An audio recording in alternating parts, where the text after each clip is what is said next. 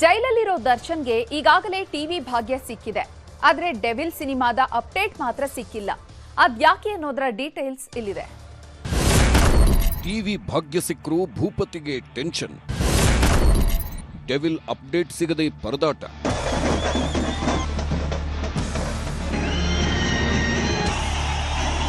ರಾಜ್ಯಾದ್ಯಂತ devil cinema ತೆರೆಗೆ ಅಪ್ಪಳಿಸಿದೆ. Darshan fans ಹಬ್ಬವನ್ನೇ ಮಾಡುತ್ತಿದ್ದಾರೆ.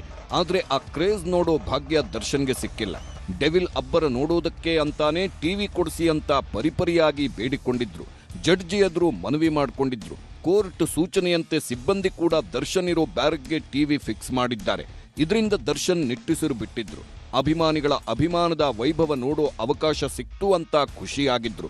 ಆದ್ರೆ ಟಿವಿಯಲ್ಲಿ ನ್ಯೂಸ್ ಚಾನೆಲ್ ಬಾರದ ಕಾರಣ ಮತ್ತೆ ನಿರಾಸೆಯಾಗಿದೆ.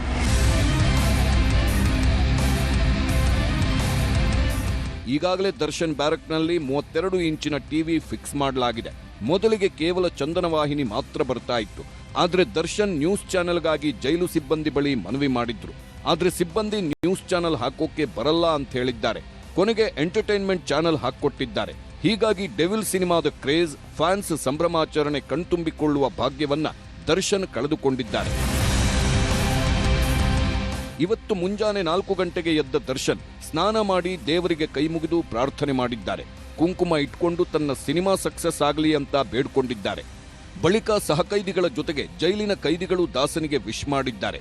ಕೆಲ ಭದ್ರತೆಗೆ ಇದ್ದ ಸಿಬ್ಬಂದಿ ಕೂಡ ಹೀಗಾಗಬಾರದಿತ್ತು, ಒಳ್ಳೆಯದಾಗಲಿ ಅಂತ ಬಯಸಿದ್ದಾರೆ. ಟಿವಿಯಲ್ಲಿ ನ್ಯೂಸ್ ಚಾನೆಲ್ ಬಾರದ ಹಿನ್ನೆಲೆ ಸಿಬ್ಬಂದಿಯಿಂದಲೇ ಡೆವಿಲ್ ಕ್ರೇಜ್ ಬಗ್ಗೆ ಮಾಹಿತಿ ಪಡ್ಕೊಂಡಿದ್ದಾರೆ. ಕ್ರೇಜ್ ಜಾಸ್ತಿ ಅಂತಿದ್ದಂತೆ ನಗುಮೊಗದಲ್ಲಿ ಇಡೀ ದಿನ ಕಳೆದಿದ್ದಾರೆ.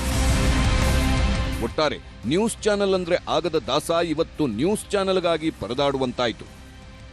Manjunath N, crime bureau, news 18, Bengaluru.